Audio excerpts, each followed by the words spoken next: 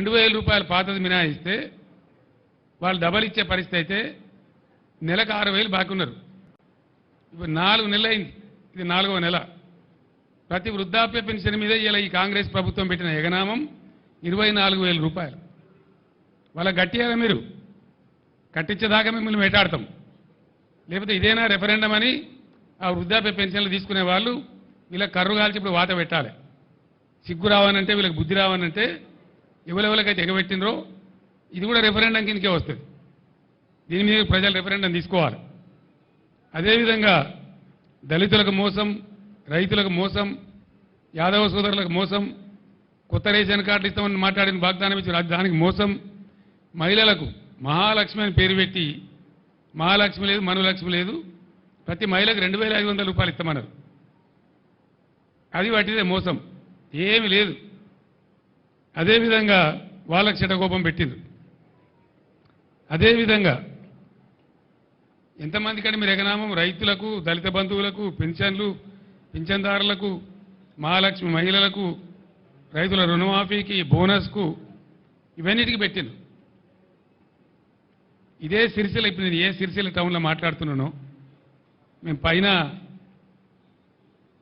గంగాధర అవతల పెగడపల్లి మండలం మీద పోయి వయా సిరిసిల్ల టౌన్, గంగాధర, సిరిసిల్ల, సిద్దిపేట, హైదరాబాద్ పోతా ఉన్నాం. అప్పుడు జయశంకర్ సార్ బతికి ఉండి మేము పోతా ఉంటే గోడల మీద రాతలు కనబడుతూ ఉన్నాయి సిరిసిల్ల టౌన్లో.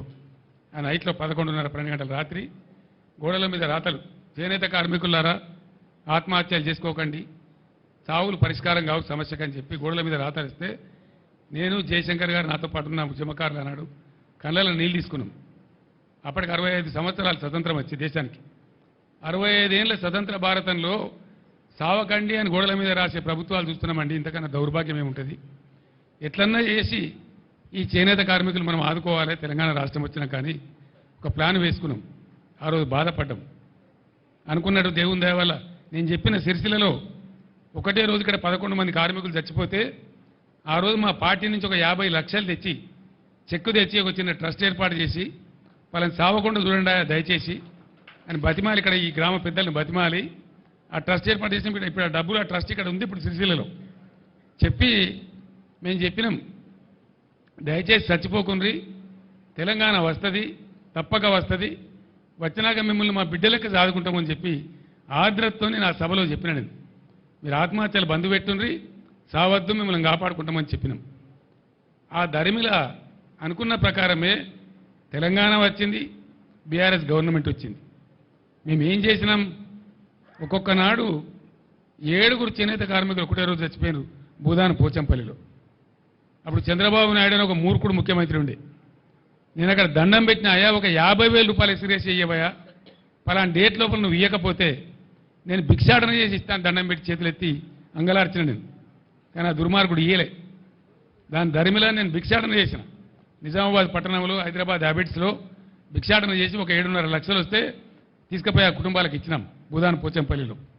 అట్లా భువనగిరిలో, గద్వాలలో, దుబ్బాకలో, సిరిసిల్లలో రోజు చనిపోయే చేనేత కార్మికులకు ఆదుకోవాలని చెప్పి బీఆర్ఎస్ గవర్నమెంట్లో మేము ఒక పద్ధతి ప్రకారం అటు పేద ప్రజలకు ఎంతో కొంత మేలవుతుంది, ఇటు కార్మికులకు ఉపాధి వస్తుందని మేము పథకాలు పెట్టినాం.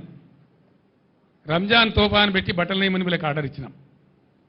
క్రిస్మస్ తోఫాను పెట్టి బట్టలు నేయమని వీళ్ళకి ఆర్డర్లు ఇచ్చినాం. స్కూల్ యూనిఫాములు నేయమని చెప్పి ఆర్డర్ ఇచ్చినాం. దాంతోపాటు బతుకమ్మ చీరలను పెట్టి వాళ్ళకి ఆర్డర్లు ఇచ్చినాం. ఇలా దురదృష్టం ఏంటంటే ఇప్పుడే నాకు చేనేత కార్మిక మిత్రులు కలిసిండ్రు. సార్ మళ్ళా మా పాతకు వచ్చింది, మేము ఆత్మహత్య చేసుకునే పరిస్థితి వచ్చింది, మాకు మీ గవర్నమెంట్లో ఇచ్చిన ఆర్డర్ బాబతి 300 కోట్ల రూపాయల బకాయిలని అవి ఇస్తలేరు సార్ అని చెప్పారు వాళ్ళు. మీరు రాండి, హైకోర్టులో కేసు ఇద్దాం, గుంజుదాం వీళ్ళని గదాలకు, మీరు రెఫరెండం అంటారు, వీళ్ళ రెఫరెండం సంగతి ఎందుకు చూద్దామని చెప్పి రమ్మని చెప్పినాం. రేపు ధర్నా పెట్టినారు ఇక్కడ దాదాపు 10,000 మందితో సిరిసిల్లలో చేనేత కార్మికులు.